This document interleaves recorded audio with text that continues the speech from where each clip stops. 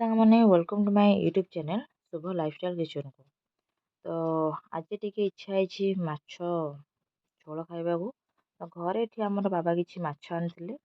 ଆଜି ଗୋଟେ ନାହିଁ ଦୁଇ ପ୍ରକାର ବାବା କିଛି ମାଛ ଆଣିଥିଲେ। ତ ଏଠି ମୁଁ ମାଛକୁ ସଫା କରି ନେଇଛି।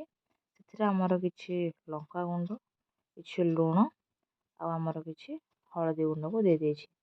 ସେ ସବୁକୁ ଭଲ ଭାବରେ ମୁଁ ଏବେ ମାଛ ସହିତ ମିଶାଇ ନେଉଛି। ବର୍ତ୍ତମାନ ଦେଖନ୍ତୁ ମୁଁ ଏବେ ମସଲା ଗୁଡ଼ିକୁ ମାଛ ସହିତ ଭଲ ଭାବରେ ମିଶାଇ ନେଉଛି, ଯେମିତିକି ଆମର ମାଛଟି ଭାଜିବା ସମୟରେ ବା ଖାଇବାକୁ ଟିକେ ଭଲ ଲାଗିବ। ତେବେ ଦେଖନ୍ତୁ ମୋ ମାଛ ଆଉ ମସଲାକୁ ଭଲ ଭାବରେ ଗୋଳେଇ ଦେଇଛି। ଏବେ ବର୍ତ୍ତମାନ ଆମର ମାଛ ଭଜା ଆରମ୍ଭ କରିବା।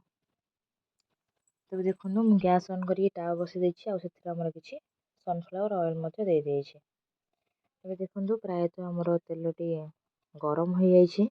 ତ ସେଥିରେ ଏବେ ଆମର ଆଗରୁ ଗୋଳେଇକି ରଖିଥିବା ମାଛକୁ ଗୋଟେ ପରେ ଗୋଟେ ଦେଇଦେବା।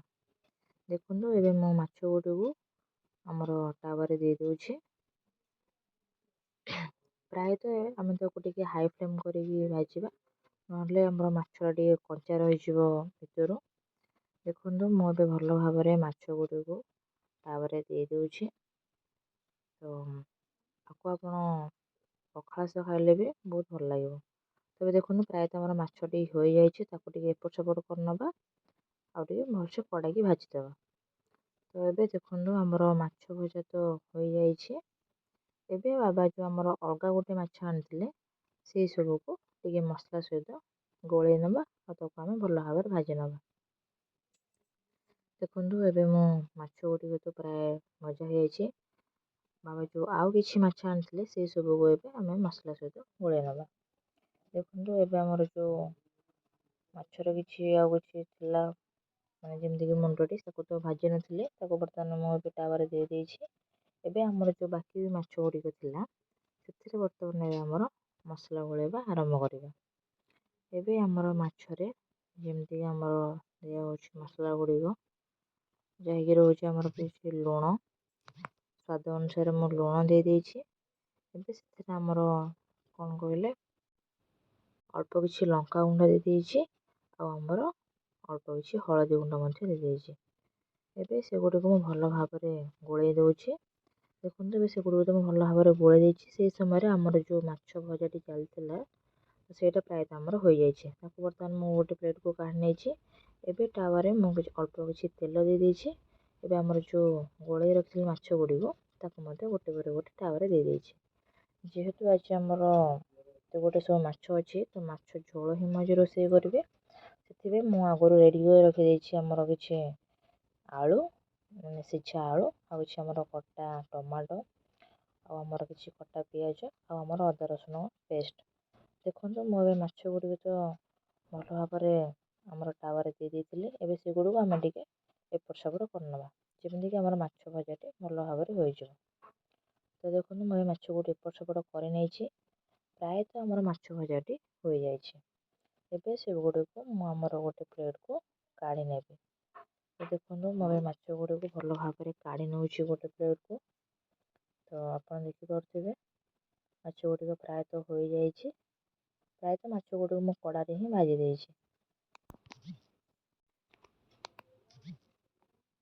ଏବେ ମାଛ ଗୁଡ଼ିକୁ ମୁଁ କାଢ଼ି ନେଇଛି। କଡ଼େଇରେ ଆମର କିଛି ଅଳ୍ପ କିଛି ତେଲ ଆଉ କିଛି ଗୋଟା ମସଲା ସହିତ ପିଆଜକୁ କଷି ନେଇଥିଲି।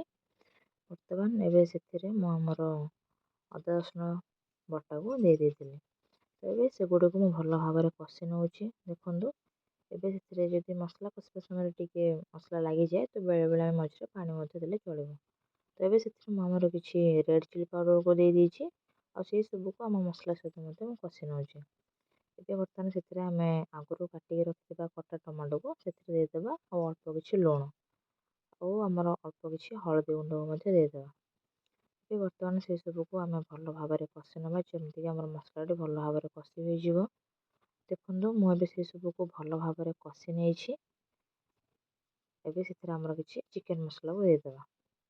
ଏବେ ଏସବୁକୁ ମୁଁ ଭଲ ଭାବରେ କଷି ନେଉଛି, ଯେମିତିକି ଆମର ମସଲାଟି ଭଲ ଭାବରେ କଷି ହୋଇଯିବ।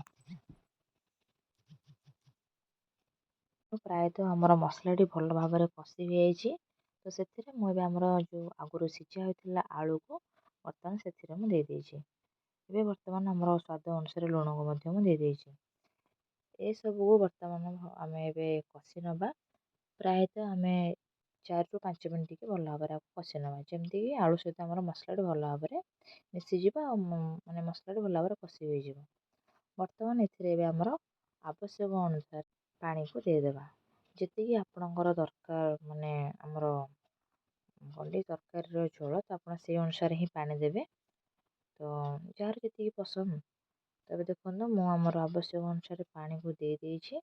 ଏବେ ଆମେ ଟିକେ ଗୋଟେ ପ୍ଲେଟ୍ ଘୋଡ଼େଇ ଦେବା ଆଉ ତାକୁ ଟିକେ ହାଇ ଫ୍ଲେମ୍ରେ ଛାଡ଼ିଦେବା। ଟିକେ ଆମର ପାଣିଟା ଟିକେ ଯେମିତି ଭଲ ଭାବରେ ଫୁଟିଯିବ। ଦେଖନ୍ତୁ ଆମର ପ୍ରାୟତଃ ଆଳୁ ଗୁଡ଼ିକ ଭଲ ଭାବରେ ସିଝି ହେଇଯାଇଛି ଆଉ ମସଲାଟି ବର୍ତ୍ତମାନ ଭଲ ଭାବରେ ବି ଆମର ହେଇଯାଇଛି। ତ ଏବେ ସେଥିରେ ଆମର ଆଗରୁ ଭଜା ହୋଇଥିବା ମାଛ ଗୁଡ଼ିକୁ ଆମେ ସେ ମସଲାରେ ଦେଇଦେବା। ଦେଖନ୍ତୁ ପ୍ରାୟତଃ ମୁଁ ଏବେ ସବୁ ମାଛ ଗୁଡ଼ିକୁ ସେଥିରେ ଦେଇଛି। ସେଗୁଡ଼ିକ ବର୍ତ୍ତମାନ ଏବେ ଆମେ ମସଲାରେ ତ ଦେଇଛେ, ଏବେ ଆମର ଲାଷ୍ଟ ପାର୍ଟ ଅଛି ଯେଉଁଟାକି ଆମର ଧନିଆ ପତ୍ର। ସେସବୁକୁ ବର୍ତ୍ତମାନ ମୁଁ ଏବେ ଆମର ମାଛ ତରକାରୀରେ ଦେଇଦେଇଛି। ଧନିଆ ପତ୍ରଟି ପକାଇ ସାରିଲା ପରେ ପ୍ରାୟତଃ ଆମର ଟିକେ ଗ୍ୟାସ୍ ଟିକେ ହାଇ ଫ୍ଲେମ୍ କରିଦେବା ଆଉ ତାକୁ ଟିକେ 2ରୁ 3 ମିନିଟ୍ ଛାଡ଼ିଦେବା ଟିକେ ଫୁଟିବା ପାଇଁ। ପ୍ରାୟତଃ ଏବେ ଦେଖୁଥିବା ଆମର ମାଛ ତରକାରୀଟି ହୋଇଯାଇଛି। ତ ଏବେ ଆମର ରେଡ଼ି ହେଇଛି ମାଛ ଝୋଳ। ତ ଏବେ ଦେଖନ୍ତୁ ଆଜି ଆମର ଲଞ୍ଚରେ ଥିଲା ଆମର ମାଛ ଝୋଳ, ମିକ୍ସ ଭେଜ୍ ତରକାରୀ ଆଉ ଆମର ଭାତ। ତ ଆଶା କରୁଛି ଆପଣମାନେ ସମସ୍ତଙ୍କୁ ମୋ ଭିଡ଼ିଓଟି ଭଲ ଲାଗୁଥିବ।